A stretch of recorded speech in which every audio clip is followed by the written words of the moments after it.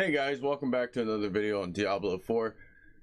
So today, if you are new to ARPGs or you just want to explore current builds people are using, make sure that you check out Max Roll and Mobilytics. So I'll be putting both of these links in the description below and as well in the comment. So I'll pin that comment as well. So make sure you check out this first and foremost. This will help you get an idea of what build you want to be, what class you want to pick, etc. So make sure that you go over this first and foremost. Okay, so now you've been to Mobilytics and or Max Roll. You've got your build and class selected. You have your character all created to your liking, customized, etc. You've named it. And you're going to want to choose World Tier 1 in my opinion. And this is so you can clear the content faster and progress through the campaign quickly. Your goal is to get to your capstones, complete your capstones, and eventually unlock World Tier 4 and start getting into the real game. That is mid-game, end-game. Okay? So if you're watching this, make sure that you start on soft core, not hardcore, okay? Especially if you're watching this video to learn, make sure that you pick soft core. And also, playing on Tier 1 will just allow you to learn the basics of movement controls and certain inputs and how your skills synergize together and stuff like that, and just the overall basics of the game. Okay, and then another tip before we even start playing the game, I highly suggest that while we're at the character selection screen that you hit the escape button, you go to gameplay and you turn off screen shake effects. Make sure that is turned off. That's very, very obnoxious. I don't know why that's in the game. It should be off by default unless you turn it on. So make sure you turn that off. Also, while in gameplay settings, turn on advanced tooltip compare and advanced tooltip information. This will allow you to compare items that you're currently wearing with items in your inventory, so you can quickly compare them and see, okay, this one has this stats and the one I just got has this stats. Is this one better? And it will tell you the percents and differences of those items. And then if you have advanced tooltip information, it'll go even further and tell you like how much you're losing here and what you're losing there, etc. So make sure you turn those on. Very useful. Very, I consider those must have. So make sure you have those on, guys. Now, if you wish, you can also change your hub here. So the position of your hub, you know, you can change it from like the left side, center screen, etc. So choose what's best for you. I like to just have a default center screen, just classic. So that's where mine is. Also, real quick before we even get into the game, if you do not wish to play with console players or vice versa PC players, if you're on console, like myself, this greatly reduces lag also, by the way. In my experience, it does. So you'll want to go into the social tab. While you're in the character select menu, you hit escape and then go to social tab and then uncheck the cross network play. Uncheck that, okay? And that'll make it so you don't play with people who aren't on you know, PC and or vice versa. So make sure you uncheck that. That very much helps with my lag. So hopefully it helps with your lag if you do get lag. I is going to open your inventory, okay? And then the keybind M is going to open your map, okay? And then if you press M and then W, it'll open your renown page, okay? Now, if you press O on your keyboard, this will open your social / friends list and recent player list. This will give you quick access to invite party, leave party, etc. Okay? And then your basic skills are going to be 1, 2, 3, 4. And then your left, right mouse button will be your default skill keybinds.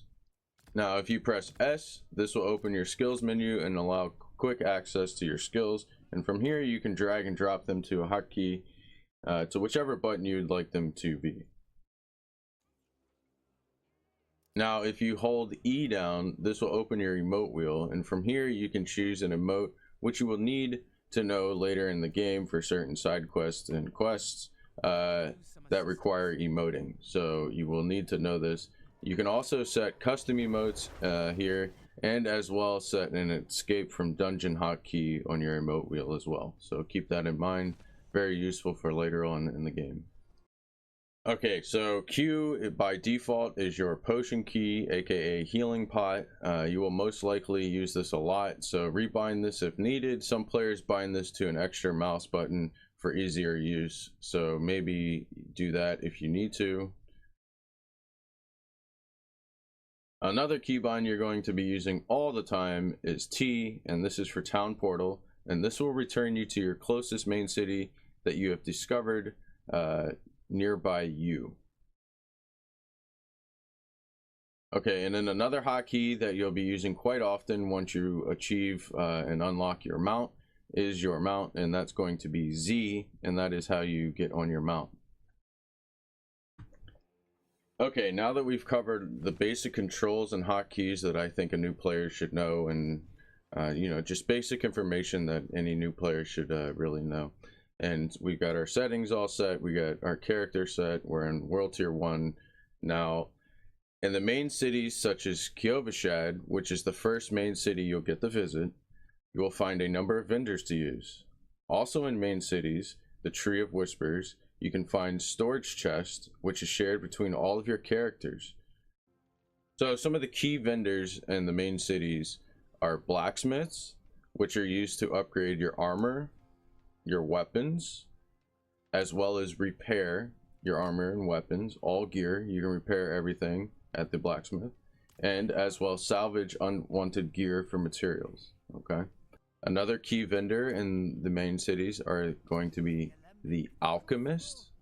This vendor is used to upgrade your healing potions at certain levels, as well as craft combat XP potions, okay, with different effects. Different potions have different effects, but all of them give you 5% XP.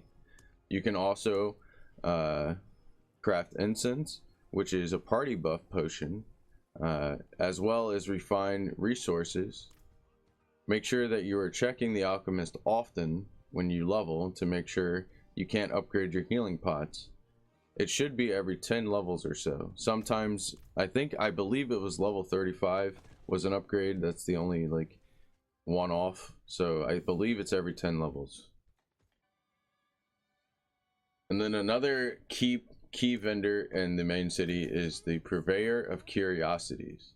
This is a very good vendor. Basically, it's a gambling chance vendor, okay? You go there and gamble currency and have a chance at some gear. You will need to collect obols to spin here at this vendor. You can check my guide for that, 4K obols an hour, but let's hold off on that until you're at least World Tier 3, but you can find that guide in the description below if you're interested. Now, weapon, armor, and rings, amulets, vendors, these are all really good vendors and pretty much what they are, say they are.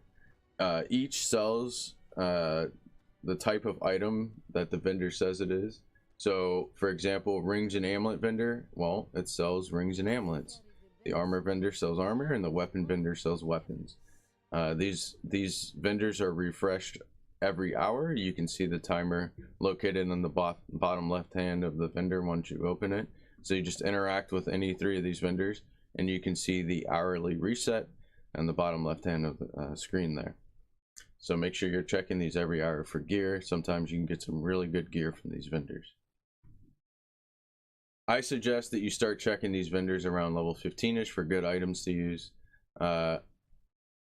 You'll want to watch the other guide I've made on this, the first part of my BIS item guide. I'll link that in the description below as well. It also shows how to get a rare mount, which is really cool. It's like a ghost spectral mount, so you guys can check that out. I'll leave that in the description. Now, you only have to check these vendors in one town as they are global. So if you check one in Keybinds, you don't have to go and check it in another main city because it's shared. So the vendors are shared across the globe. So you only have to check one set of vendors in one town. Okay, moving on to the next key vendor is the jeweler. Okay, jeweler allows crafting of gems. Okay, that allows you to upgrade your gems. Okay, it allows the removal of gems from gear and or sockets and gear, so you can remove gems that you had socketed into a piece of gear. The other thing you can do with this vendor is add sockets to your gear. So if you have like an accessory, piece of armor, weapon, you can add sockets if you have the correct materials for it. I don't suggest you do this early game. You should save that until, I'd say, about 50-ish, maybe 60-ish. Maybe a little sooner. It depends on what activities you get yourself into, but if you follow the campaign, you should be around 50-ish when you finish it. So also upgrading rings and your neck here. So this is where you would upgrade your jewelry, pretty much, just like at the blacksmith you upgrade your armor and weapons. So okay, the last key vendor I'm going to talk about in the main cities is the Occultist. Here's where you can imprint legendary aspects onto your gear, or you can remove them from your gear that you find, right? Note that you cannot remove an imprinted aspect that you imprinted onto an item. So if you take an aspect and imprint it to an item, you cannot remove it. You can override it, but you can never remove it. So keep that in mind when you're doing your aspects. Is the item worth the aspect? And vice versa, okay? So keep that in mind. Okay, and then later in the game, you will also be able to craft sigils here, but that's mid to late game. And also, as well, you can salvage them here. But again, that's mid to late game, so we're not really going to cover that right now. What we will cover is you will be able to enchant items here as well. This is huge. You can change one single stat on any given item that you haven't enchanted before, or that isn't a unique item. Okay, once you change one stat, that will be the only stat changeable forever. So make sure you enchant the right stat. Okay, make sure that you do the one that you want to get rid of. Okay, it's permanent. There's no take backs. Okay, also only try to enchant items that are rare. Okay, rare grade, that means yellow items. Okay, as legendary items, orange items cost far more to enchant. They cost a significant amount more to enchant this. So try to do your enchanting at a rare grade and then upgrade it to your legendary. Okay, now if you get a legendary drop later in the game, you really don't have a choice, right? So but it's really rare that you get a legendary drop with like 3 or more rolls that you want, etc., that make it worth rolling. So but that's a later video. We'll get onto that later. Okay, now that we've covered the hotkeys, we've covered the main cities, vendors, the useful stuff in the main cities is all covered now. So for progression, I suggest that you follow your main quest line, which is indicated by yellow quest markers. You can bring up your quest journal by pressing J. Okay, go ahead and hit J. Your main quest line will be the second tab with the yellow looking square. Follow these. It'll look like this. Okay.